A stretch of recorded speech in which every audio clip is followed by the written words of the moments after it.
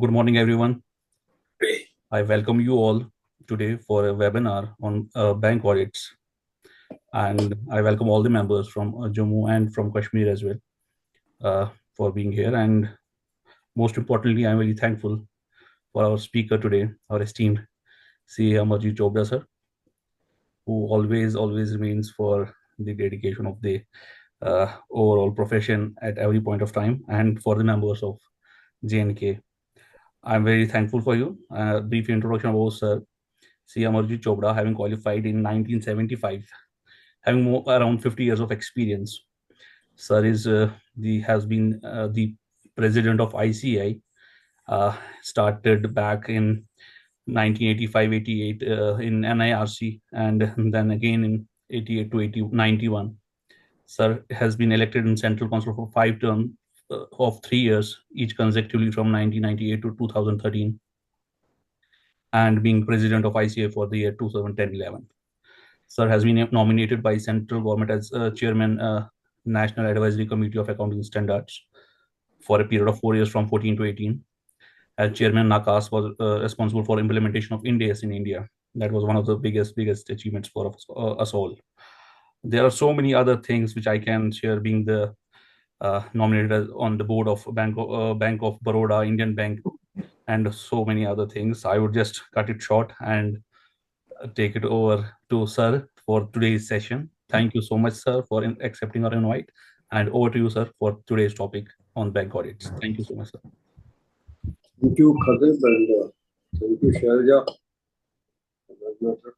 I think it's always a delight coming back and meet and greet the members from Srinagar or Jammu for that matter, because as the good habit that in the recent times I have not been traveling for these seminars because of my back issues. But so far as the webinars are concerned, I have not been refusing to anybody. So when Khatib told me that one has to take a webinar, so one said, why not? That way one will be able to meet the friends from Srinagar. हो सकता है कुछ ठंडी हवाएं दिल्ली में भी आनी शुरू हो जाए वहां से. By that those means. यहाँ तक ये टॉपिक का सवाल है bank branch audit. There are two ways of doing this lecture today. I told Khatib also 2 days back. One is that I can go on extempore and speak, and it can be a monologue. The other way is that if anyone has any question, I can answer those questions. Let it be a sort of discussion, very frankly, on various issues in the bank branch audit, including its allotment process for that matter. So अगर तो उस तरीके से करना है, then also it can be done. One of you can be the moderator and can start asking questions. The 2 of you can be the moderators and can start asking the questions. Or I can do the monologue. मुझे monologue आजकल जरा पसंद नहीं. I always believe कि भाई एक sort of panel discussion कर ले. इसमें people keep on asking what are the practical issues in the bank branch audit. आप किस तरीके से करना चाहेंगे वो बता दीजिए. I will go accordingly. I leave it to Khatib and Shailja for that matter. Sir, I think let's make it a dialogue. काफी queries हैं दिमाग के अंदर. हाँ, बोलिए आप. I think you start with that. Sir, अब मेरा मेन क्वेश्चन ये था कि आज की डेट में जैसे LFAR वगैरह है, इसमें what are the critical points which needs to be covered, and जिसके ऊपर मतलब बिकॉज एक तो चीज ये होती है कि when we take up a start audit हमारे पास टाइम बहुत कम होता है. बिकॉज एक अगर VI के पॉइंट ऑफ व्यू से जाना हो और उनकी रिक्वायरमेंट के हिसाब से जाना हो तो it's a very hefty audit. वो 2 दिन में तो कंप्लीट हो नहीं सकता है. तो व्हाट मैं आपका क्वेश्चन समझ गया हूँ. I will answer that. एक बात ध्यान रखिएगा शैलजा कि 2 दिन बैंक देगा, ये आपकी ऑब्लिगेशन नहीं कि आपको 2 दिन ही लगाने. Let's be very clear about it. Unfortunately हो क्या रहा है, we go according to the wishes of the bankers. Bank वाले का बस चलेगा तो वो 3 तारीख को लेटर आपको देके बोलेगा 2 तारीख को कंप्लीट कर दीजिए. तो ये सब चीजें चलती रहेंगी. आपका क्वेश्चन बहुत बढ़िया था कि लॉन्ग फॉर्म ऑडिट रिपोर्ट में कौन कौन से क्रिटिकल इशू है। जहां तक टाइम का सवाल है, मैं आपको दो तीन चीजें उसमें बताना चाहूंगा। मैंने हमेशा बिलीव किया, मैं भी पिछले 6 साल से ब्रांच ऑडिटर हूँ recently. We were last central auditors to state bank of India 6 years बैक। मैंने कभी भी कोई ब्रांचेस की रिपोर्ट जो है फाइनल, मेरा ख्याल 22 और 25 से पहले नहीं दी, और मुझे किसी ने डी पैनल नहीं दिया। किसी बैंक में पहली बार जाना, एंट्री लेना मुश्किल है, पर अगर एक बार आपने एंट्री ले ली तो आप 4 साल तक उसमें कंटिन्यू रहेंगे। Nobody can depanel you. Let's be clear so far as that issue is concern. मैं सबको ये बिल्कुल क्लियर कर देना चाहता हूँ, अनलेस आपने किसी टीएडीए बिल में या कोई और गफलत कर दी, वो अलग बात है। पर अगर आप प्रोफेशनल इश्यूज के ऊपर जाएं तो आपको प्रोफेशनल इश्यूज के ऊपर कोई डी पैनल नहीं करेगा, प्रोवाइडेड, एक मैं और बात इसमें ऐड कर देता हूँ, if you keep your requirements and communication in writing through the emails। हमारी दिक्कत क्या है, फतेह साहब और शैलजा जी दोनों को एड्रेस कर रहा हूँ ये, कि हम वर्बल ज्यादा बात करते हैं किसी के साथ भी, वर्बल नहीं करनी है। I think whatever is to be communicated कि what is my requirement, what do I want from you, what are my queries and what I want the response from you, it has to be in writing under all circumstances. अगर आप writing में चलते रहेंगे तो आप safe हैं। अगर आप वर्बल चलेंगे then you are at risk, because then you have nothing to prove कि आपने क्या मांगा था और उसने क्या नहीं दिया आपको। और दूसरी चीज मैं आपको ये कहना चाहूंगा कि आपने उसको कुछ क्वेरीज दी, उसने 2 दिन में आंसर नहीं किया, 3 दिन में आंसर नहीं किया, give a reminder again through the mail कि आप, मैंने ये क्वेरीज दी थी, आपने इसका आंसर नहीं किया। And then also if he does not respond with in a day और टू, आप अपना बोरिया बिस्तरा उठाइए वहां से, come back to your office and issue the report with the disclaimers or with the qualification। आप लिखिए कि ये डेट्स को हमने मेल्स भेजी थी, इसका हमको जवाब नहीं मिला है, and accordingly we are unable to give any comments on these issues। हमारी प्रॉब्लम ये है कि we continue to sit in the branch and we expect कि जब तक वो जवाब नहीं देगा मैं रिपोर्ट नहीं दूंगा। सपोज कीजिए वो 15 दिन जवाब नहीं देता, तो मैं 15 दिन तक अपनी रिपोर्ट थोड़ी ना होल्ड करूंगा। I will not hold on to the report for 15 days. I will come back to my office, will issue the report. एक और जो बड़ा सीरियस इशू चल रहा पिछले कुछ सालों से, द बैंक्स हैव टोल्ड कि एमओसी आप तब इशू करेंगे जब उसको मैनेजर साइन कर देगा, ब्रांच मैनेजर साइन कर देगा, then only it will be fed. अगर ब्रांच मैनेजर रिफ्यूज कर रहा है उस एमओसी को साइन करने को, क्योंकि आपने एमओसी दिया, उसमें एनपीएस आपने आइडेंटिफाई किए, if he refuses to sign, give a mail there and then to him कि हमारा ये एमओसी है, आपने, you have refused to sign and we are going back। आप ऑफिस आइए, ऑफिस आके उस एमओसी को थ्रू दी मेल आप हेड ऑफिस को, सेंट्रल ऑडिटर को, जोनल मैनेजर को और ब्रांच मैनेजर को भेज दीजिए। You don't have to sit, आपको you are not sitting at the mercy of the bank manager कि वो साइन करता है एमओसी या नहीं साइन करता। You should not take it that way because he is not your boss। Let's be clear, because I am the auditor, I will not say that I am the boss, but at the same time he cannot boss me around कि नहीं जी आप अगर NPA delete करेंगे तो मैं sign करूंगा। No, that is not possible। I will put that into writing, issue the MOC to the central auditor, to the head office, to the zonal office and to the branch manager after the। बहुत अच्छी बात ये हुई है कि IT act के अंदर अगर एक वैलिड ईमेल आईडी के ऊपर आप कुछ भेज देते हैं, it is treated as a valid communication, तो it is treated as receive. तो आप इस बात को तो बिल्कुल दिमाग से निकाल दीजिए कि he can boss you around under any circumstances. दूसरी बात जो टाइम की है, वो मैं आपको ये बोलना चाह रहा हूँ कि टाइम जो है ना, हमको लेना है उससे, वो कभी टाइम नहीं देगा। मुझे एक बात बताइए कि कभी आपने किसी ऑडिटर को वेलकम किया है अपने डोर स्टेप पे? आप पीयर रिव्यूअर को वेलकम करते हैं? नहीं करते। Let's be clear about it, nobody welcomes it, nobody wants to be audited. और यही कारण है कि जब एक टैक्स ऑडिट वाला, और मैं ये कहता हूँ कि why should we blame only the branch audit, कि ब्रांच ऑडिट में टाइम नहीं मिलता। जिसने टैक्स ऑडिट करवाना होता है वो 30 सितंबर को आता है ना मेरे पास टैक्स ऑडिट करवाने 5:30 बजे शाम को, उसकी रिपोर्ट बनती नहीं बनती, बनती होगी। कई केसेस में नहीं भी बनती होगी, पर बनती तो है, ऐसा तो नहीं कि नहीं बनती है। Nobody wants to be audited and branch manager is no exception to this. पर मुझे उससे टाइम खींचना है, और वो टाइम तभी खींचूंगा मैं अगर मैं उससे राइटिंग में बात करता हूँ। अगर राइटिंग में बात नहीं करूंगा तो उसको कोई, वो तो मौज मेले में है। और दूसरी बात ये है कि जब मैं ब्रांच में जाता हूँ, ब्रांच में वो 12:30 बजे से आना, आके मुझे कहना शुरू कर देगा, साहब लंच कहाँ करना। I am telling you the practical situations. बोलेगा लंच कहाँ करना, वो फलाना रेस्टोरेंट बहुत बढ़िया। Believe me, I normally tell him कि यार यहीं पे चने भटूरे मंगवा ले, यहीं पे इडली डोसा मंगवा ले, क्योंकि the moment I go to a restaurant I waste 3 hours. Let's be clear about it. So मुझे अपने टाइम का सदुपयोग करना, मुझे अपने समय का सदुपयोग करना किसी भी तरीके से। I will not be misguided by him. And in the lighter vein, I can tell you, we have faced these situations.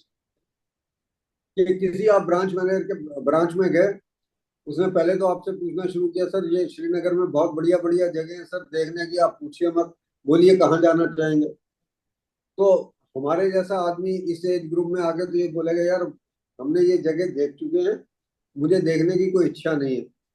वो दूसरा पैंतरा फेंकता है मेरे ऊपर।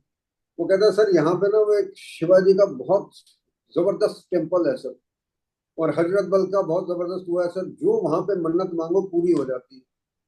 अब ये मन्नत का जो शब्द है ना, ये बड़ा क्रिटिकल है। तो मेरे जैसा आदमी तो 72 साल की उम्र में बोलेगा, यार मन्नत हमारी सब पूरी हो चुकी है, अब कुछ लेना देना नहीं, अब तो मन्नत एक ही है कि ठीक चलते चलते जहाँ पे जाना चले जाए बस। परंतु जो मेरे साथ आर्टिकल होता है ना, जिसने 3 गोते लगाए होते हैं फाइनल के अंदर, वो कहता है सर आपकी मन्नत पूरी हो चुकी, मेरी तो मन्नत रहती है, अभी तो बस ये ही नहीं बना। आप अगले दिन अगर वहां पे गए, पूरा दिन खराब करके वापस आए, वो कहता है जी आपकी मन्नत पूरी हो गई, वापस चलो। We have to be very clear, no allurement of these kinds. We should, अगर हमने काम खत्म करने को, उसे कहिए जिस दिन काम खत्म हो जाएगा उसके अगले दिन आपने जहां भी मुझे लेके जाना हो लेके चली जाएगा। In between the work I will not go anywhere. Let's be clear so far as that issue is concerned. बाकी बात रही आपकी लॉन्ग फॉर्म ऑडिट रिपोर्ट की, 2-3 चीजें बड़ी क्रिटिकल है इसमें। मुझे बहुत अच्छा लगा कि आपने ये क्वेश्चन रेज किया। एक तो ये है कि भाई आपकी लॉन्ग फॉर्म, आप जब बैंक में जाते हैं तो आप 5 ही चीजें करते हैं, छठी चीज आप नहीं करते। नंबर 1, आपको अपनी मेन ऑडिट रिपोर्ट तैयार करनी है। नंबर 2, आपको लॉन्ग फॉर्म ऑडिट रिपोर्ट तैयार करनी है। नंबर 3, आपको अगर टैक्स ऑडिट भी उस बैंक ने दिया है तो आपको टैक्स ऑडिट भी करना। नंबर 4, आपको घोष जिलानी कमेटी रिपोर्ट की वो करनी है। और नंबर 5, अगर कोई सर्टिफिकेट्स हैं वो DIGC क्लेम से हो सकते हैं, इंटरेस्ट सब्सिडी से, इंटरेस्ट सबवेंशन के हो सकते हैं, वो आपको साइन करने। मेन ऑडिट रिपोर्ट और लॉन्ग फॉर्म ऑडिट रिपोर्ट में किसी तरीके की कोई कंट्रडिक्शन नहीं होनी चाहिए। मैं आपको एज ए स्टैट्यूटरी ऑडिटर, 5 बैंकों का मैं सेंट्रल ऑडिटर रहा हूँ, मैं आपको ये बता सकता हूँ कि मेन ऑडिट रिपोर्ट और लॉन्ग फॉर्म ऑडिट रिपोर्ट में बहुत सारी कंट्रडिक्शन रहती हैं, और वो कंट्रडिक्शन ऐसी हैं कि मुझे एक्सपोज कर देती है to the disciplinary action by someone. मैं आपको 2 या 3 एग्जांपल दे रहा हूँ, 3 एग्जांपल दूंगा आपको इस मामले में। मेरा एक प्रूडेंशियल नॉर्म है, 2 प्रूडेंशियल नॉर्म्स हैं जिसमें नॉन फाइनेंशियल पैरामीटर्स के ऊपर कोई अकाउंट एनपी होता। वो 2 नॉन फाइनेंशियल पैरामीटर्स क्या है? पहला नॉन फाइनेंशियल पैरामीटर ये है कि अगर कोई अकाउंट रिन्यू नहीं हुआ या रिव्यू नहीं हुआ for a period of more than 180 days from the date of its becoming due for renewal, in that case the account will be termed as NPA। उसकी परफॉर्मेंस कितनी भी बढ़िया हो अकाउंट किसी भी सूरत में, परंतु अगर कोई अकाउंट रिन्यू होना था या रिव्यू होना था और 6 महीने तक वो रिन्यू या रिव्यू नहीं हुआ फ्रॉम द ड्यू डेट, उस अकाउंट की परफॉर्मेंस इज नॉट इम्पॉर्टेंट, उस अकाउंट को फिर आपको NPA करना ही करना है। मेरे लॉन्ग फॉर्म ऑडिट रिपोर्ट में स्पेसिफिक क्वेश्चन है कि कितने अकाउंट ऐसे हैं जो रिन्यू या रिव्यू नहीं हुए from the date of its becoming due for a period of 3 to 6 months, 6 months to 1 year, 1 year and above। वहां पे मैं लिखता हूँ 3 अकाउंट ऐसे हैं जो 6 महीने से लेके और 1 साल से ऊपर तक वो नहीं हुआ, रिन्यू नहीं हुआ। तो उसका मेरा MOC होना चाहिए, नहीं होना चाहिए? उसका भी MOC होना चाहिए। क्योंकि अगर प्रूडेंशियल नॉर्म ये कहता है कि अगर कोई अकाउंट ओवर ड्यू है for renewal for a period of more than 180 days for more than 6 months, in that case the account has to be considered as NPA. मैंने लॉन्ग फॉर्म के अंदर तो लिखा है कि इतने अकाउंट्स हैं जिनके की रिन्यूअल जो है वो नहीं हुई for a period exceeding 6 months, परंतु मैं एमओसी उसका नहीं देता हूँ। तो nobody can save me if tomorrow some disciplinary proceedings start against me, because मैं ये भी नहीं कह सकता कि मैंने ये देखा नहीं था, क्योंकि मुझे ये पता था कि ये 3 अकाउंट है, ये 4 अकाउंट है। फिर जहां पे मॉनिटरिंग ऑफ एडवांसेस की बात आती है, वहां पे एक क्वेश्चन है कि भाई स्टॉक स्टेटमेंट वगैरह की क्या पोजीशन है। वहां पे मैं लिखता हूँ in good number of cases, many cases, few cases, small number of cases, stock statements have not been received for a period of 6 months, 1 year, 2 years, 3 years, whatever I have to write. वहां पे मैं पूरी महाभारत लिख रहा हूं। मेरा prudential norm ये कहता है कि अगर मैंने कोई ड्राइंग पावर अलाउ कर रखी है against A stock statement which is more than 6 months old, in that case that account has to be considered as NPA irrespective of the performance of the account. इसका मतलब क्या है कि अगर कहीं पे कोई स्टॉक स्टेटमेंट 6 महीने से पुरानी है जिसके अगेंस्ट ड्राइंग पावर दी गई है, in that case that particular account has to be considered as non performing account. वहां पे मैंने लिखा in many cases, some cases, few cases, जो भी जो जिस तरीके की मैं इंग्लिश इस्तेमाल करना चाहता हूँ, परंतु जब मेरा एमओसी की बारी आती है तो एमओसी मेरा निल है। So nobody can save me in that particular case also. So what, फिर मेरे ऐसे केसेस हैं जहां पे इंटरेस्ट पेमेंट्स की बात करता हूँ टर्म डिपॉजिट्स के ऊपर लॉन्ग फॉर्म ऑडिट फॉर्म में, तो लिखता हूँ in some cases and few cases the TDS on interest payments has not been deducted. तो भाई अगर मैं उसका टैक्स ऑडिट भी कर रहा हूँ तो 48(3) के अंदर जो डिसअलाउंस होना चाहिए इंटरेस्ट पेमेंट का, अगर उस पर TDS नहीं घटा तो वो मैं नहीं करता हूँ। तो what one is trying to tell you is that somewhere or the other in long form audit report, to me the most critical point is that your main audit report and the long form audit report should not be in contradiction with each other under any circumstances. Number 2, जो बात बिल्कुल clear है, long form audit report में जो भी आप लिखें आप यस और नो में नहीं लिखेंगे। ये नहीं कि आप कहीं पे उसने लिखा are the stock statement being received regularly, आपने लिखा no. You have to give examples, you have to give the instances कि किस किस केस में स्टॉक स्टेटमेंट नहीं आ रही है, क्योंकि otherwise this stock statement has no, otherwise your this statement on in long form audit report has no meaning whatsoever. एक और क्वेश्चन है लॉन्ग फॉर्म ऑडिट रिपोर्ट में, वो आपसे ये पूछ रहा है कि भाई आपके यहाँ डाइवर्जेंट ट्रेंड्स क्या हैं। डाइवर्जेंट ट्रेंड्स की वो बात ये कर रहा है कि आपका सपोज कीजिए, उसका मतलब ये है कि P&L अकाउंट की आइटम्स और बैलेंस शीट आइटम्स में डाइवर्जेंट ट्रेंड क्या है। मैं आपको एग्जांपल दे रहा हूँ। एग्जांपल ये है कि आपके एडवांसेस तो बढ़ रहे हैं बैलेंस शीट के अंदर, इंटरेस्ट इनकम कम हो रही है, एडवांसेस कम हो रहे हैं परंतु इंटरेस्ट इनकम बढ़ रही है। आपके डिपॉजिट्स बढ़ रहे हैं परंतु इंटरेस्ट एक्सपेंस कम हो रहा है, आपके डिपॉजिट्स कम हो रहे हैं पर इंटरेस्ट एक्सपेंस बढ़ रहा है। ये कब हो सकता है? इसकी डॉक्यूमेंटेशन करना जरूरी है। इस लॉन्ग फॉर्म ऑडिट रिपोर्ट में ये अगर आप इसका आंसर दे रहे हैं तो इसकी डॉक्यूमेंटेशन करना जरूरी है। डॉक्यूमेंटेशन क्या है? मेरा एडवांस बढ़ गया परंतु मेरा इंटरेस्ट इनकम पिछले साल से डाउन हो गया, वो कैसे हो सकता? या तो इंटरेस्ट रेट मैंने कम कर दिया या मेरा एनपीए लेवल बहुत बढ़ गया। एनपीए लेवल बढ़ जाएगा तो मेरा इंटरेस्ट इनकम बंद हो जाएगा, और अगर मेरा इंटरेस्ट इनकम बंद होगा तो नेचुरली उस केस में क्या होगा कि मेरी इनकम कम हो जाएगी। ऐसा भी हो सकता है कि मेरे एडवांसेस कम हो गए।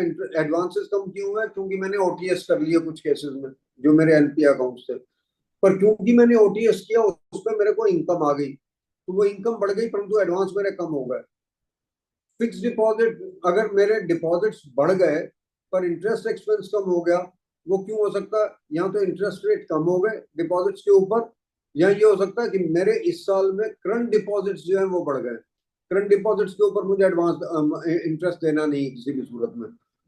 अगर ऐसी चीजें आपको नजर में आती हैं, क्योंकि पहली बात तो ये है जब आप ऑडिट करने जाते हैं तो 2 तरीके के आप चेक्स लगाते हैं, एक तो कंप्लायंस टेस्ट करते हैं और एक आप सब्सटेंटिव टेस्ट करते हैं। कंप्लायंस टेस्ट में आपको ये नजर आ रहा है कि डिपॉजिट्स बढ़े हुए, इंटरेस्ट एक्सपेंस कम है, एडवांस बढ़े हुए पर इंटरेस्ट इनकम कम है, then you have to go through this. और ये लॉन्ग फॉर्म ऑडिट रिपोर्ट के अंदर क्वेश्चन है बड़ा स्पेसिफिक। एक question long form audit report में ये है कि भाई जो बैंक के दूसरे बैंक के साथ अकाउंट्स है, मतलब कि ऐसा तो नहीं ना, अगर मैं आप ऑडिट करने जा रहे हैं जेके बैंक का, जेके बैंक वाला हो सकता है एसबीआई से डील कर रहा हो, उसमें भी कोई अपना खाता खोल रखा हो, तो जो उनके साथ अकाउंट खोल रखे हैं उन्होंने, उनका बैंक अकाउंट रिकंसाइल्ड है या नहीं है, whether the bank reconciliation has been prepared और नॉट। मेरा आंसर ये रहता है कि रिकंसाइल्ड है। अगर रिकंसाइल्ड है परंतु बैंक रिकंसिलिएशन स्टेटमेंट मेरा 10 पेज का है और उस 10 पेज के अंदर मैं जब स्क्रूटिनाइज करता हूं एंट्रीज को, तो उसमें मुझे ये नजर आता है interest debited by state bank of India not accounted for by me, interest credited by state bank of India not accounted for by me, cash deposited into the state bank of India not accounted for by me, cash deposited withdrawn from State Bank of India not accounted for by me, cash deposited into State Bank of India not accounted for by them। तो ये entries जो है ये reconciliation की entries नहीं। अगर मुझे कोई इनकम या एक्सपेंस की एंट्री नजर आती है ऐसी, जैसे इंटरेस्ट डेबिटेड की बात थी या इंटरेस्ट क्रेडिटेड की बात थी, उसका मुझको एमओसी देके आना। इन that case I will issue an MOC. मैं सिर्फ बैंक रिकंसिलिएशन के ऊपर नहीं जाऊंगा। दूसरा, अगर कैश की एंट्रीज अनरिस्पॉन्डेड है बैंक रिकंसिलिएशन में, then it is a fraud entry. Let's be clear about it. Then I have to be extremely careful so far as that particular issue is concerned. So what one is trying to tell you is कि long form audit report is, आप एक बात को इस बात को बिल्कुल मद्देनजर रखिएगा कि long form audit report is a report on the systems of the bank. Main audit report is a report with regard to the true and fair view of the profit and loss account and of the financial position of the branch. तो जो चीज भी मेरे provisions को affect करती है, मेरी income को अफेक्ट करती है, मेरे एक्सपेंस को अफेक्ट करती है, वो मेरी मेन रिपोर्ट में कवर होनी चाहिए और उसके बाद लॉन्ग फॉर्म ऑडिट रिपोर्ट में कवर होगी।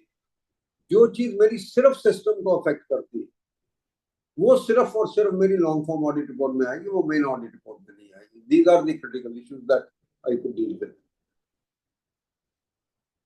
Selja,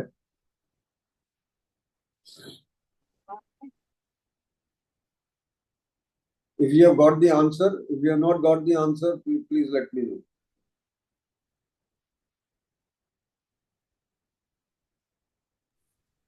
No, sir, it was a very explained reply. बहुत बढ़िया. I hope she has already got it. If anyone has any other question, please ask that question. Unmute yourself and ask the question. Good noon, sir. My name is CA Ubaidwani. Sir, my question is, if a third-year article can handle concurrent audit on behalf of his principal, then how does he become ineligible immediately after he qualifies the CA final examinations? So I'm talking about in context with J&K Bank that we are facing. I'm a newly qualified chartered accountant, sir. But I fail to understand how come we are not eligible for concurrent audits. पहली बात तो मैं बिल्कुल clear कर दूं आपको कि bank कभी ये नहीं कहता कि third year article is eligible to conduct the concurrent audit. उन्होंने क्या कंडीशंस लगाई होंगी? एक कंडीशन उसमें ये जरूर लगाई होगी that qualified CA will be attending for the concurrent audit. कितने नंबर ऑफ डेज जाएगा that is a different matter. तो जो थर्ड ईयर आर्टिकल है, he does not assume the responsibility. Let's be very clear about it. उसकी responsibility नहीं है। Responsibility ultimately किसकी है? जो साइन करता है रिपोर्ट को, उस पार्टनर की या उस प्रोप्राइटर की है। तो ये गलतफहमी आप मन से निकाल दीजिए कि third year article is eligible to conduct the concurrent audit. अगर वो कर सकता होता तो वो साइन भी उससे करवा लेते। वो साइन उससे नहीं करवाते, साइन सीए से ही करवाते। रही बात कि भाई जो क्वालिफाई करके आया है उसको कंकरेंट ऑडिट क्यों नहीं मिला, it's a very difficult question to be answered by me, very frankly. Every client can impose certain conditions for its work. अब आप मेरे से ये पूछे कि even for the purpose of the public sector banks why 3 years experience has been fixed for the proprietors, और है उन्होंने वो कर दिया तो कर दिया।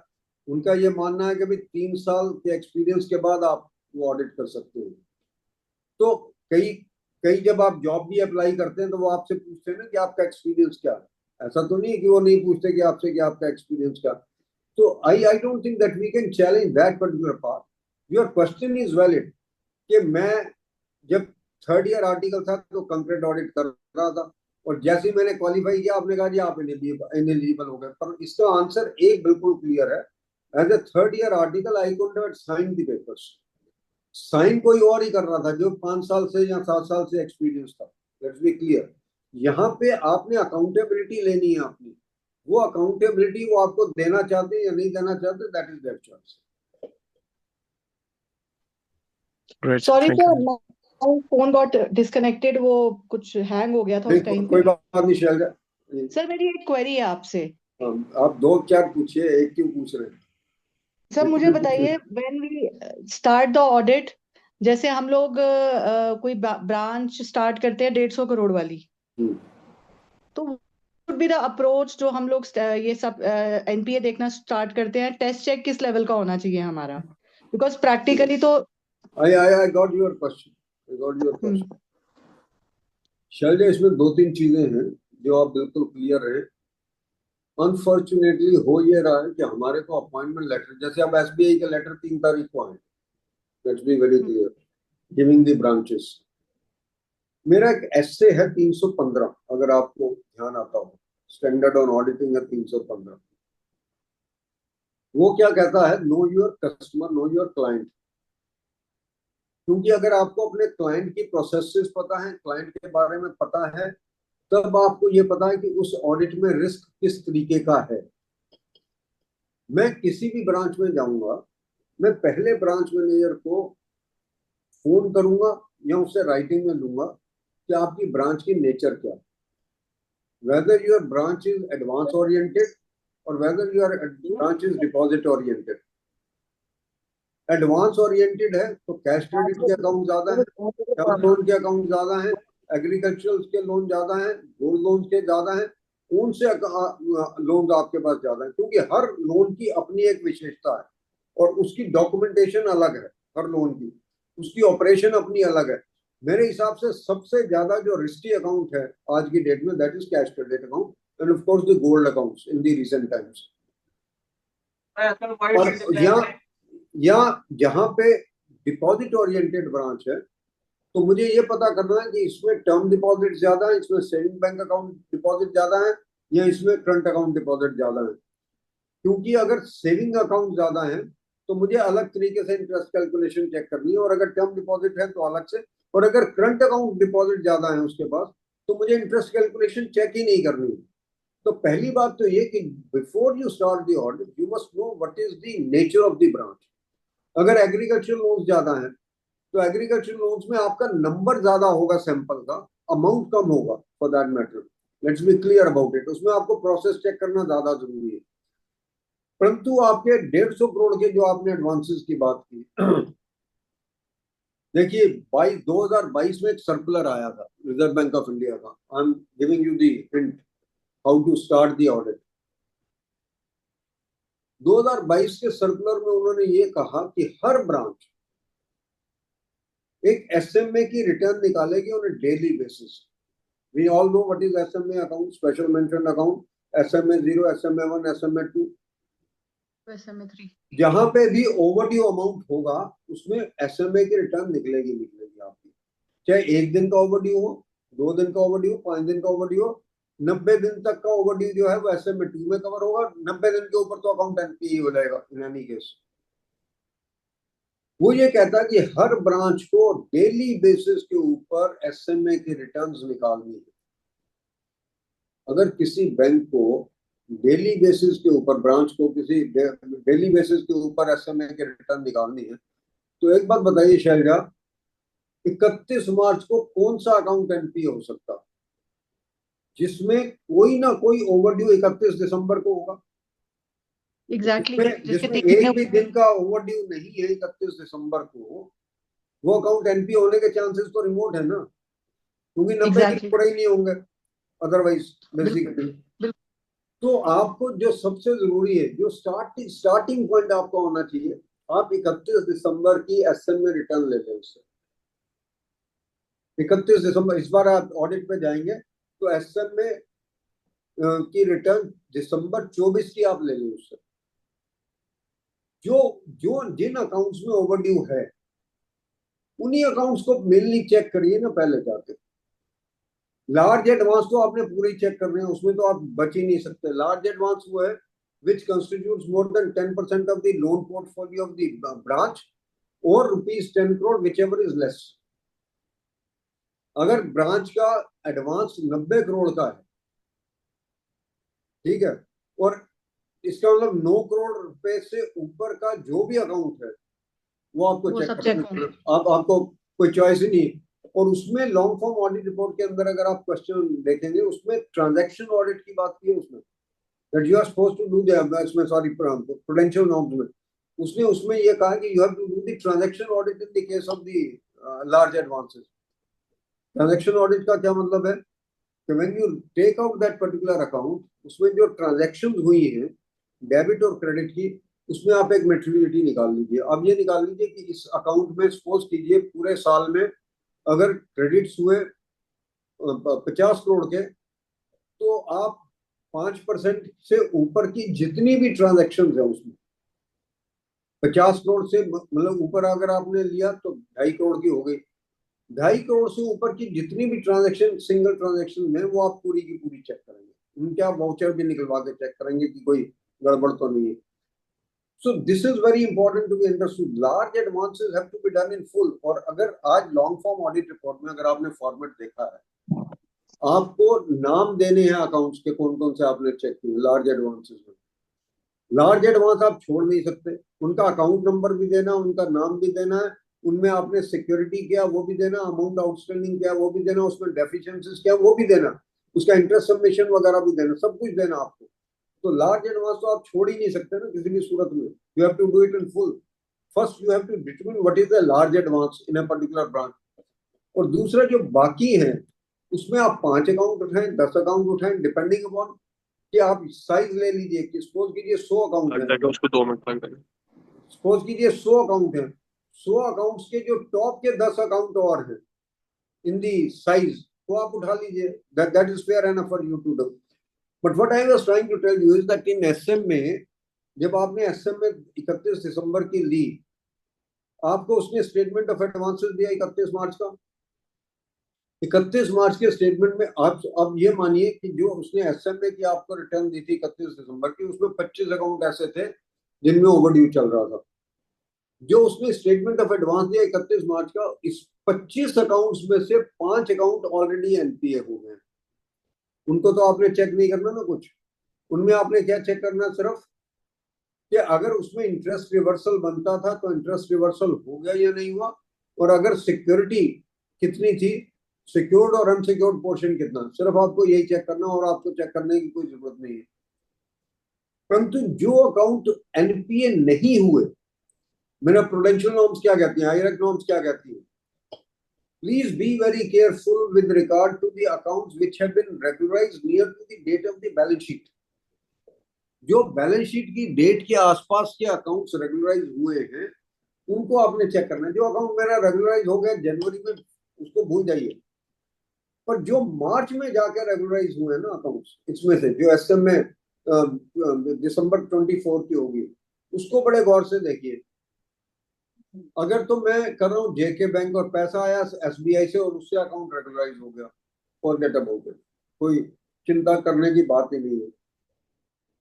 परंतु जेके बैंक की ब्रांच कर रहा हूँ, उसी ब्रांच के किसी और अकाउंट से पैसा ट्रांसफर होकर इसकी अकाउंट की रेगुलराइजेशन हुई है, और 1 अप्रैल के बाद इस अकाउंट को फिर डेबिट होकर क्रेडिट उसमें हो गया, तो एमओसी आपका तैयार है। Because the bank can not give its own money to regularise a particular account. कोई ब्रांच मैनेजर किसी व्यक्ति को एडिशनल फैसिलिटी देकर अकाउंट रेगुलराइज नहीं कर सकता।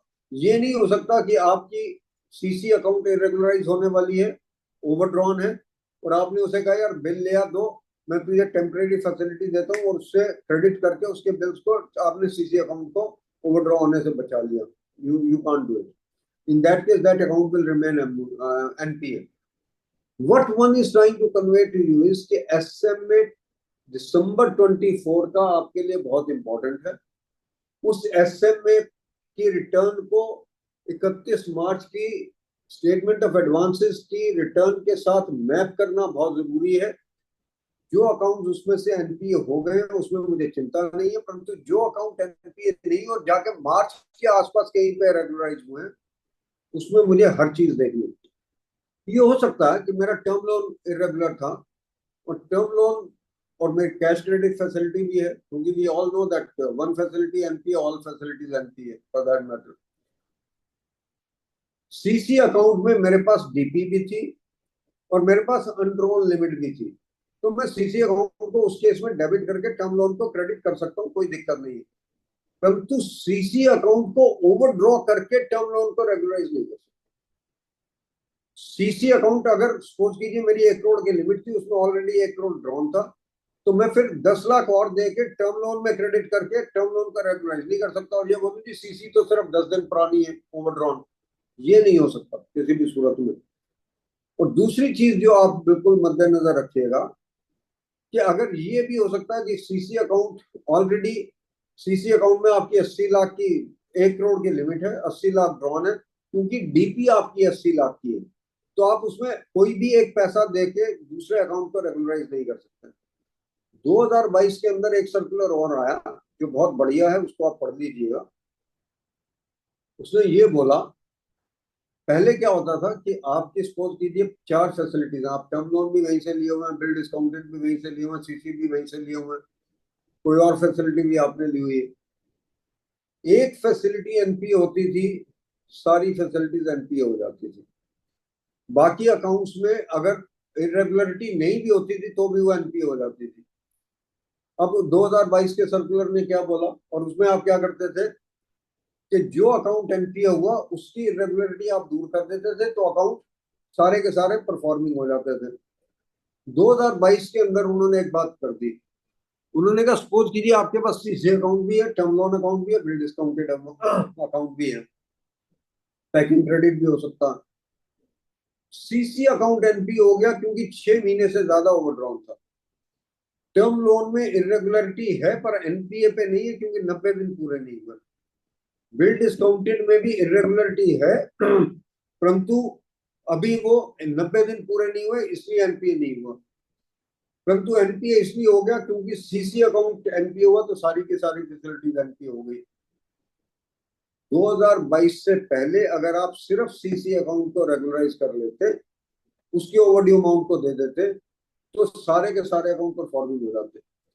2022 के बाद उन्होंने कहा कि जिस अकाउंट के बेसिस पे बाकी फैसिलिटीज एनपीए हुई है, सिर्फ उसको रेगुलराइज करने से काम नहीं बनेगा. जिस अकाउंट में जितनी इरेगुलरिटी है, सारे अकाउंट्स की इरेगुलरिटी दूर करेंगे, तब जाके सारी की सारी फैसिलिटीज अपग्रेड होगी. तो मैंने जो आपको आंसर देना था वो बेसिकली ये दिया है कि आप एसएम में 31 दिसंबर के अगर उठाएंगे तो आप ऑडिट टाइम पे कर लेंगे.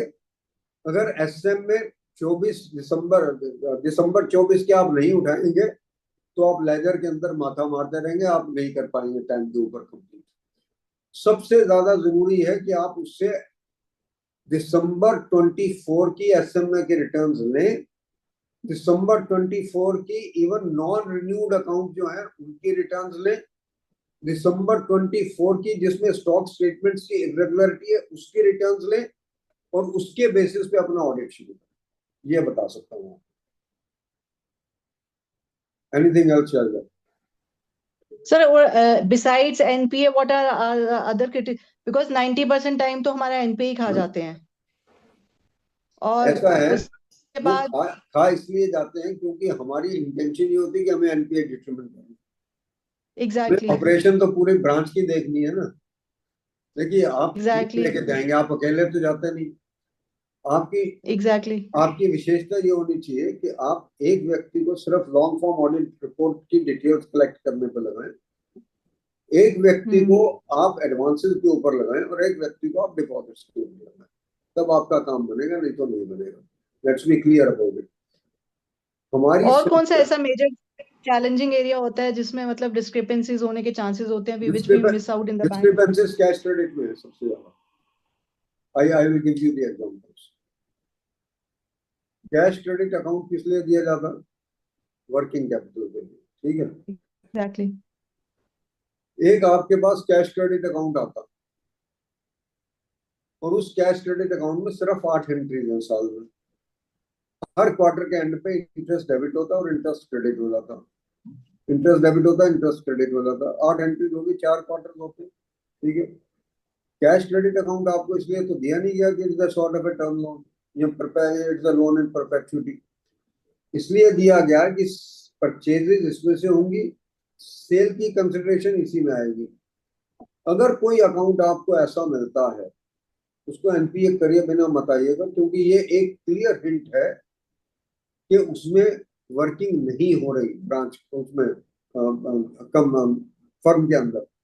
अगर फर्म के अंदर वर्किंग हो रही हो तो सेल कंडीशन आप में, सेल कंसिडरेशन आप में डिपॉजिट करवाएगा, डेटर्स का पैसा आएगा ना, इसमें क्रेडिट आएगा। परचेजेस होंगी तो परचेजेस का पैसा भी इसमें से जाएगा, वेजेस दोगे वेजेस का पैसा इसमें से जाएगा। अगर इसमें ना डेबिट हो रहा है ना क्रेडिट हो रहा है तो कैश क्रेडिट लिमिट किस चीज की है? दूसरी चीज, जितने भी बड़े कैश क्रेडिट अकाउंट हैं सबकी फाइल्स उठाइएगा, लेजर अकाउंट मत उठाइएगा। ये मेरी आपसे एक रिक्वेस्ट है, चाहे वो रिन्यूअल के टाइम का हो, रिव्यू के टाइम का हो, सैंक्शन के टाइम का हो, उसकी फाइल उठाइए।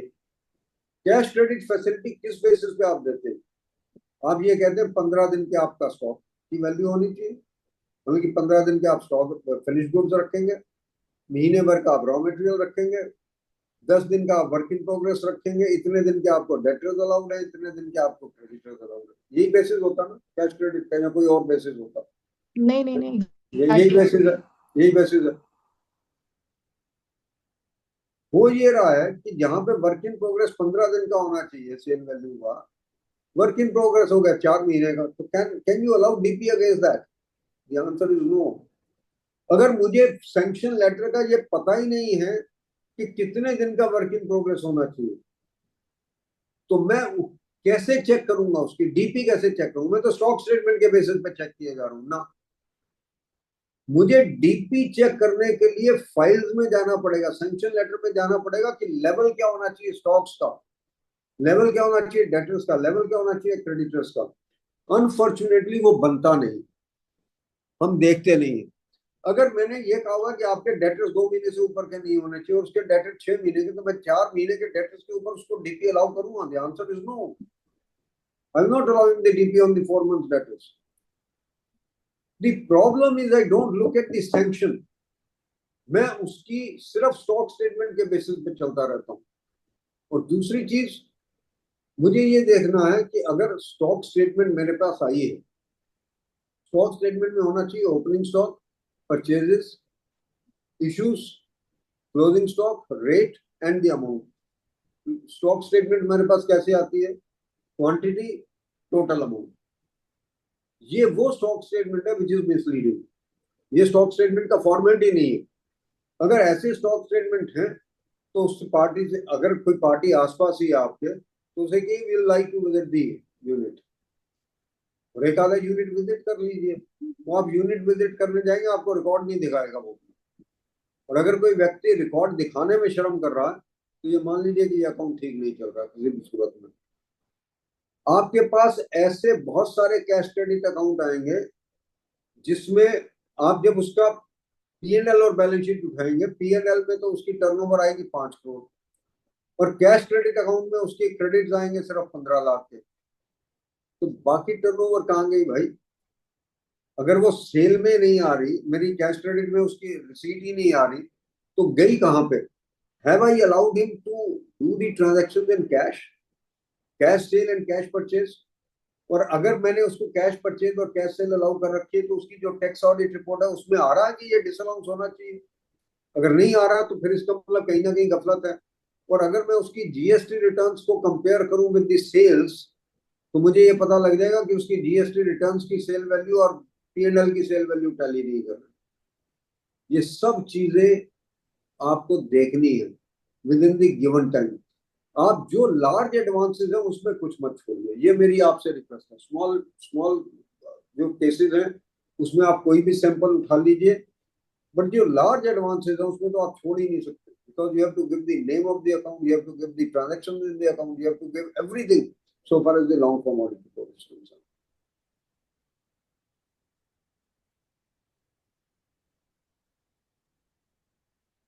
Have you got the answer, Shailja, or not?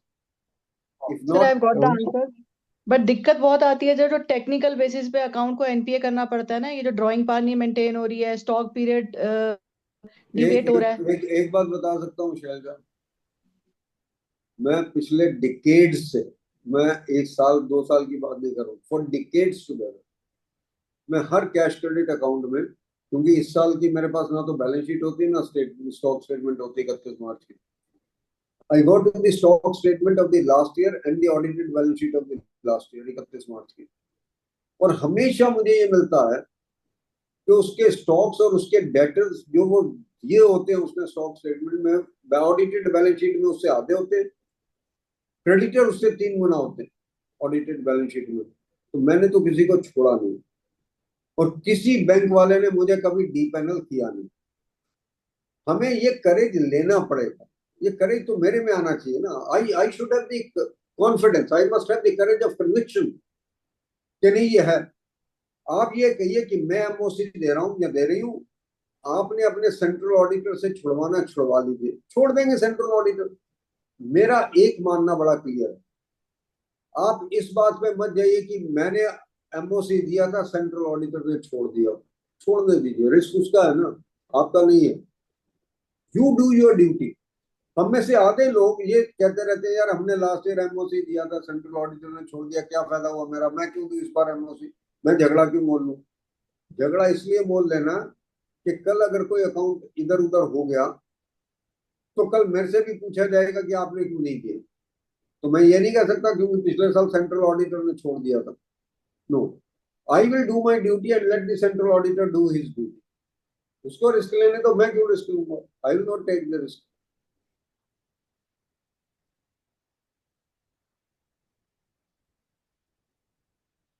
एक जो क्रिटिकल एरिया आज की डेट में है, मुझे पता नहीं जेएनके में कितने गोल्ड लोन्स चल रहे हैं या नहीं चल रहे हैं, तमिलनाडु में तो गोल्ड लोन्स चल रहे हैं,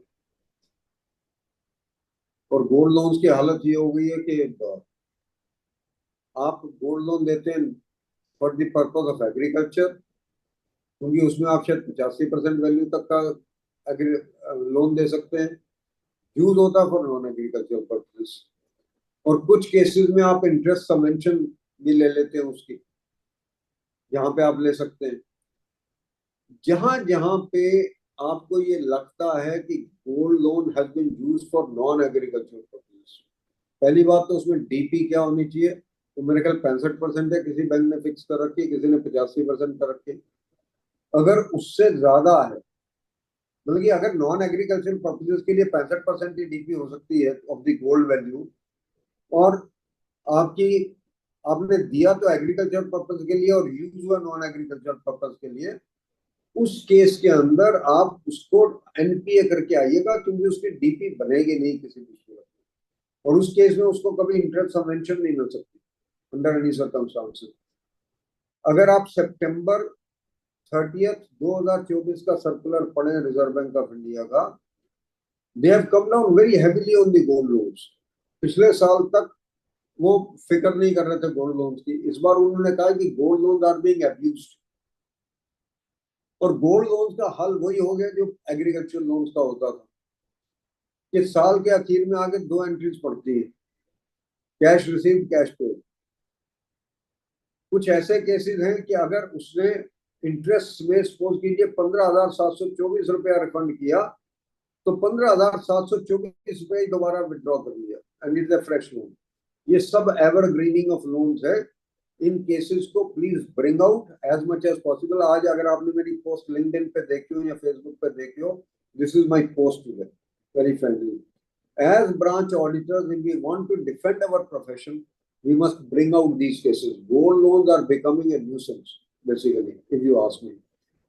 और दूसरा जो एग्रीकल्चरल एडवांसेस के ऊपर बात रहती है कि भाई कितने पीरियड बाद ये एनपीए होना चाहिए एग्रीकल्चरल एडवांस।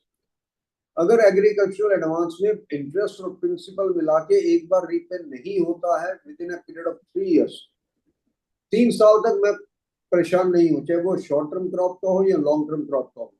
पर एक थंब रूल बना लीजिए कि जिस डेट को लोन डिसबर्स हुआ उस डेट के 3 साल तक अगर वो पेमेंट नहीं आई है, that account has to be termed as NPA. Simple सी बात है, nobody will be able to defend it. No central auditor can defend it, no branch auditor, no management can defend it.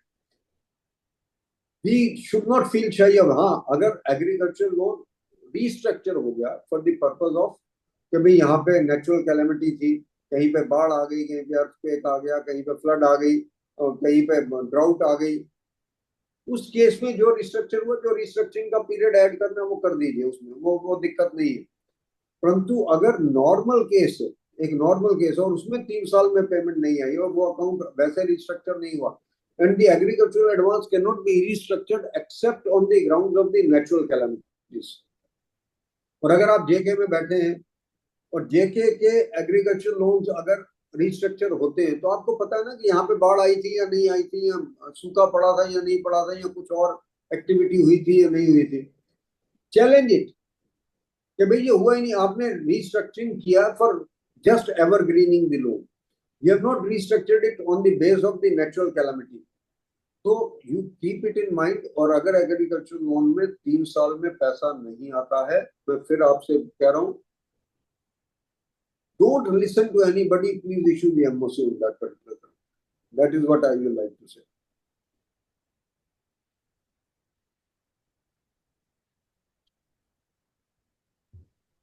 Anything else? I would request members, if there are any queries, they can unmute themselves.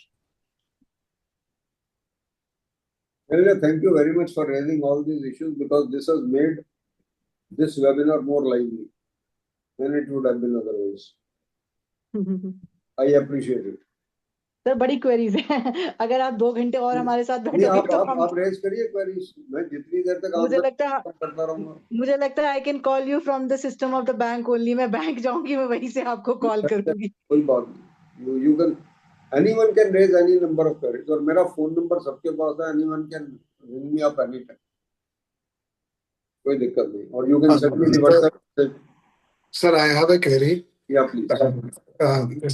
Sir last year audit के time पे एक मैंने account review किया था, housing loan account था। जब उसकी sanction में जब मैं उसको थोड़ा डीप डिग आउट किया तो उस अकाउंट में क्या था कि वो उन्होंने ब्रांच ने क्या किया था, एक वहां पे कॉन्ट्रैक्टर का अकाउंट था, एसओडी लिमिट थी। अब चूंकि वो उसको फर्दर एनहांसमेंट नहीं दे सकते थे क्योंकि वो ब्रांच पावर से बियॉन्ड हो जाता, तो उन्होंने उसी के किसी एम्प्लॉय को या फ्रेंड को या क्लोज एसोसिएट को हाउसिंग लोन दे दिया और वो पैसा सारा का सारा उस एसओडी लिमिट में क्रेडिट कर दिया। एंड फाइल्स में उन्होंने इसको ऐसे कैमोफ्लेज किया कि ये कॉन्ट्रैक्टर हाउस कंस्ट्रक्शन के लिए कॉन्ट्रैक्ट दिया है, और फेस सेविंग के लिए थोड़े से उसके जो लेटर हेड वगैरह रख लिए थे, कोटेशन वगैरह रख ली थी, just to basically bring it out कि ये एक हाउसिंग लोन दिया और construction of the housing loan दिया है। लियन वगैरह सारा हाउसिंग लोन की जो डॉक्यूमेंटेशन थी वो उन्होंने कंप्लीट की थी। बट जब उसको थोड़ा सा और प्रेस अपॉन किया तो दे एडमिट कि ये पैसा जो है वो सारा का सारा, क्योंकि कॉन्ट्रैक्टर ने उसका कोई इनवॉइस इशू नहीं किया था। अगर वो कॉन्ट्रैक्ट लिया था तो उसको इनवॉइस भी तो इशू करना था ना, उसने कोई इनवॉइस इशू नहीं किया था। तो I got that account on that basis only कि उसका कोई, क्योंकि जब उसकी जीएसटी रिटर्न्स और सेल रजिस्टर मंगवाया कॉन्ट्रैक्टर का तो वहां पे उसका कोई भी इसका इस इनवॉइस नहीं, एविडेंस भी नहीं मिला। तो जब प्रेस अपॉन किया तो एक ये तो था कि उस अकाउंट की मैंने हाउसिंग लोन की फुल रिकवरी मैंने बिफोर कंक्लूडिंग माय ऑडिट वो करवा दी। मेरे पास अदरवाइज अगर मैं मतलब मेरा जो क्वेश्चन है वो यही है कि अदर देन दिस मेरे पास रिपोर्ट एमओसी इशू करना अगर मुझे होता, आपको एक्चुअली रिकवरी से ज्यादा करना ये चाहिए था कि कॉन्ट्रैक्टर का अकाउंट आप एनपीए करता। हाँ, मैं अभी आपका जो अभी आप बता रहे थे, तो उसमें ये था कि क्या कहते हैं, उसका अकाउंट जो था, कॉन्ट्रैक्टर का जो अकाउंट था, वो किसी भी और इरेगुलरिटी में फॉल नहीं कर रहा था, तो मैं इसलिए वहां पे थोड़ा सा अवॉइड कर गया उस वो चीज को। ऐसा है, देखिए एक बात मानिएगा, intention of the branch is very important. अगर राइट। इंटेंशन ये है कि फ्रॉडुलेंटली उसको रेगुलराइज करना है अकाउंट को, then the account has to be termed as NPA. Let's be clear. That I agree, sorry interrupt कर रहा हूँ, दैट आई एग्री, मैं बेसिकली फैक्ट के ऊपर ही था। तो वो अकाउंट जो था ना, उनको सिर्फ ये था कि उसको सिर्फ एनहांसमेंट देनी थी, उनकी जो इंटेंशन थी ब्रांच की, कि उस Enhancement बनती नहीं थी ना, बनती नहीं थी, क्योंकि वो अगर बनती तो क्राइम वो पावर के बियॉन्ड चले गए ना फिर, राइट राइट, हाँ जी, इसलिए एनपीए। इसलिए एनपीए है। तो मतलब अगर कोई ऐसा केस अगर कोई आइडेंटिफाई होता है, तो एनपीए करिए आप। जो बेनिफिशियरी अकाउंट है उसको एनपीए करना है, हाँ जी। पॉइंट ये है। हाँ जी। हाउसिंग लोन अगर मैं वो बेनिफिशियरी अकाउंट एनपीए करता, तो क्या साइमल्टेनियसली अगर रिकवरी नहीं होती, तो क्या मुझे हाउसिंग लोन भी एनपीए करना चाहिए उस केस में? ऑटोमेटिकली हो जाएगा अगर रिकवरी नहीं हो रही। नहीं, रिकवरी हाउसिंग लोन में जो ईएमआई आ रही है वो रेगुलर आ रही है। तो उसको छोड़ दीजिए, आप बेनिफिशियरी अकाउंट को करिए ना। आप बेनिफिशियरी अकाउंट को अगर पकड़ लेंगे तो हेड ऑफिस वाले आके दूसरे अकाउंट से तो रिकवरी अपने आप कर लेंगे, ये मैं आपको बताऊं। वो तो जब वो बेसिकली हुआ वही, उन्होंने रिकवरी करा दी बेसिकली। उससे एक बात तो पक्की है ना कि दे प्लेड मिसचीफ। अगर यस रिकवरी यस, करवाई थी तो रिकवरी कौन करवाता पूरे के पूरे? अगर जेन्युइन हाउसिंग लोन होता, नहीं राइट, होती रिकवरी। नहीं होती। हाँ, तो वो यही है। ठीक, ठीक है sir, thank you sir, thank you. Anyone else? Any more queries? Then you can unmute yourself. मुझे शायद को पूछना पड़ेगा। सर मैम ने ना ऑन बिहाफ ऑफ एवरीवन पूछ ही ली सारी queries. Sir basically LFAR is a big challenge these days ना, उसको बनाना इज अ चैलेंज। इसलिए मैंने कहा लॉन्ग फॉर्म ऑडिट रिपोर्ट के लिए आपके पास एक और व्यक्ति होना चाहिए जो उसकी इंफॉर्मेशन कलेक्ट करके उसको डेटा से टैली करे। ये आप ध्यान रखिएगा, आप इंफॉर्मेशन एज इट इज लेके नहीं आ सकते उससे, मैनेजर से। You have to tally that data.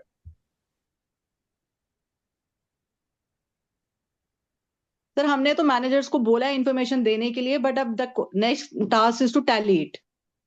मैं उसी टैली की बात ही कर रहा हूँ। हाँ हाँ, बस टॉकिंग बस। Of tally.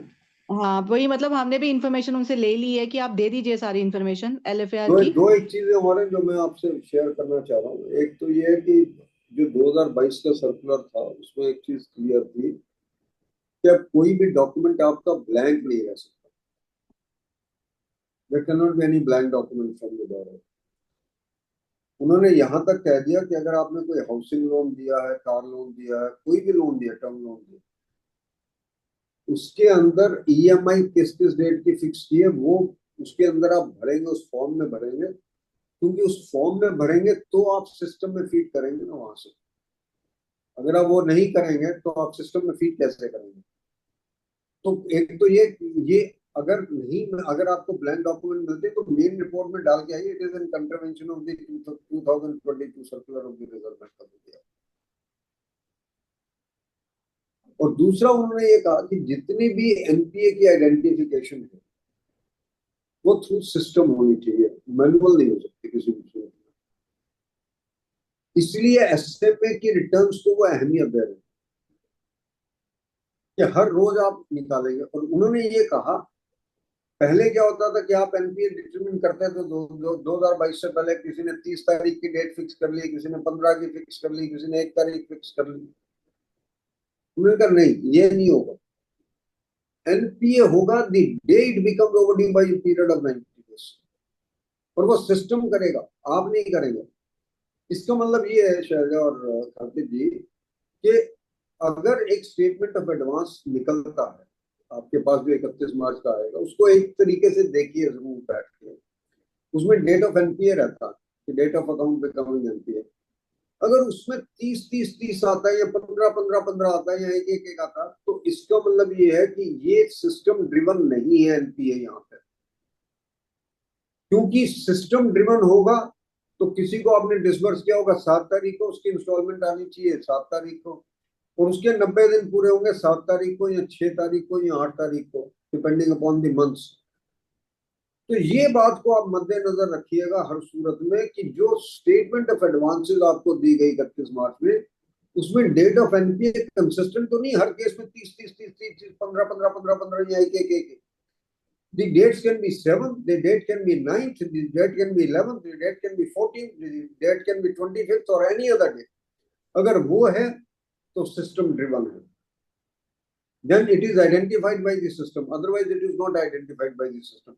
और अगर वो नहीं है, qualify this in your main report कि ये it is in violation of the circular of Reserve Bank of India और ये सिस्टम ड्रिवन नहीं आ रहा है। ये आज की डेट में सबसे इंपॉर्टेंट पॉइंट है इफ यू आस्क मी।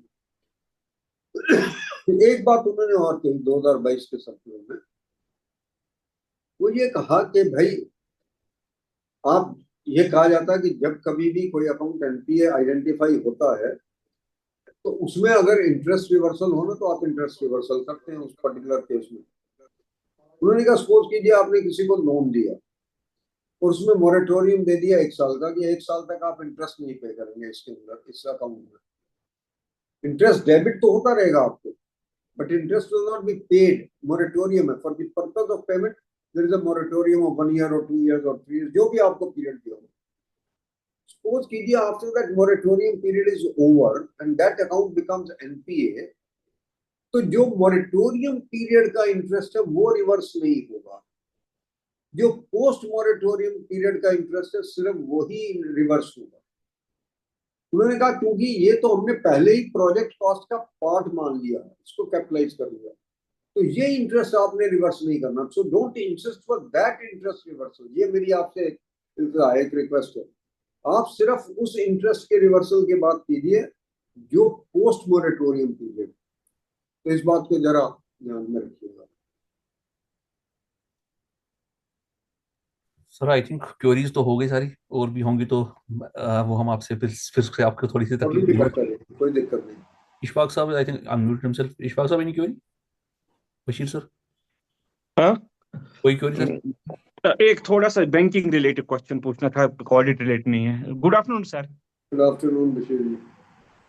ठीक है, थोड़ा सा it is pleasure to meet you, क्योंकि आप हमारे टॉरेज बियरर है प्रोफेशन के। एक क्वेश्चन है कि पोस्ट नीरव मोदी अब बैंक आरबीआई ने कोई बैन लगाया है काउंटर बीजी पर? किस पे? Counter Bee Gees, counter bank guarantees पर। किसके बाद?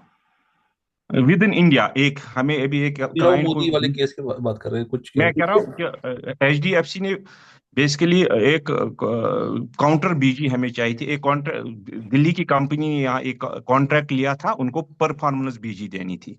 उन्होंने यहाँ एक सब कॉन्ट्रैक्टर अपॉइंट किया, उन्होंने बोला हमें बीजी आप दे दो। हम एचडीएफसी के पास गए तो उन्होंने बोला कि पोस्ट नीरव मोदी काउंटर बीजी पर आरबीआई का बैन है। Is it? I don't think that there is a ban. Probably the bank has its own guidelines. Okay. But I will find out and let you know about it. ठीक ठीक। मैं खातिर साहब को ये बता दूंगा, खातिर साहब ने कन्वे टू यू, पर मुझे लगता नहीं कि आरबीआई ने कोई बैन लगाया है, but if at all it has been done I will let you know. मैंने अपनी हो सकती है because every bank assesses its own risk, और उन्होंने अगर अपना रिस्क असेस करके ये कहा कि हम काउंटर बीजी नहीं देंगे, it's a different matter, but I don't think that there is a ban on it. नहीं बिल्कुल। उन्होंने I put them the question कि आपकी क्रेडिट पॉलिसी है या आरबीआई की रिस्ट्रिक्शन, तो उन्होंने कहा आरबीआई की रिस्ट्रिक्शन है। I will come back to you. ठीक है ठीक है, thank you sir. I think, sir, we have already you have taken extra time, 10 minutes more. नहीं वो कोई बात नहीं, एक्स्ट्रा टाइम तो और 10 मिनट आपने ले लीजिए, that's not an issue at all. Shailja ma'am, anything else you want to, or then we will? Thank you so much, sir. Thank you. We are highly obliged. You took out time. Thanks to you all. Sunday को time निकालना थोड़ा मुश्किल होता है, ठीक है, it's all नहीं right. Sir, we were looking forward कि आप यहाँ पे पर्सनली आते और हम आपसे टाइम ले पाते, बट वो पर्सनली आप नहीं था। कभी और किसी ऑडिटिंग के टॉपिक पे बनाइए प्रोग्राम तो आएंगे। ऑडिटिंग पे हो, इथिक्स पे हो, अकाउंटिंग स्टैंडर्ड्स पे हो, किसी पे भी लाइक टू। सर वो मैं टैक्स के ऊपर नहीं बोलता हूँ, let's be very clear about it, बाकी तो मैं सब बोल देता हूँ। नहीं सर, इस बार हमारा वो प्रोग्राम है, we are very very optimistic, तो होपफुली यहाँ पे सेमिनार्स होंगे हमारे इस बार अच्छे वाले, तो we will be very happy and really honoured अगर आप यहाँ पे आके यहाँ पे आप कर लेंगे। तो sir let's officially conclude this session. Thank you so much sir, out of your tight schedule you have taken it and कोई टाइट शेड्यूल नहीं, हम तो रिटायर्ड आदमी हैं। नहीं सर हमारे लिए तो बहुत बहुत इट्स एक्चुअली हमारे बहुत बहुत बड़ी बात है। Thank you. I'm sort of a semi-retired because even if I go to office every day, but I spend about 4 or 5 hours just gossiping and meeting the friends, come back. But I definitely go to the office. Yes, वो अगर मैं दिल्ली में होता हूँ तो office जरूर जाता हूँ। Otherwise I spend about 4 months outside Delhi. yes, sir. 2 महीने में बेटी के पास जाता हूँ कनाडा, 2 महीने में बेंगलोर बच्चे के पास जाता हूँ। वो मेरा टाइम बिल्कुल फिक्स्ड है। बाकी मैं टाइम दिल्ली में गुजारता हूँ, but whenever I'm in Delhi, I do go to office and I do visit the client also. Yes, sir. So that's not an issue. But it's sort of a semi-retired. मैं ये बोलूँगा कि उसमें ये रहता है कि you are not too much bound कि अब 10 घंटे देने या 12 घंटे देने, वो फर्क आता है बस। But it's always a pleasure meeting you people. Selja को मैं शायद पहली बार कभी जम्मू में मिला था, उसके बाद we have been in touch. So God bless you all. Thank you so much. God bless this place. Thank you so God much. Thank you so much, sir. God bless this place. Right, sir. Thank you so much. And with Anything this, else that I can do, please let me know. That's all I can say. thank you so much, sir. We'll come back to you definitely for a wonderful seminar here in the coming summer. And right now we'll conclude this session. Thanks again. Thanks every participant, and thank you so much, sir. Thank you. Thank you. Onwards. Bye.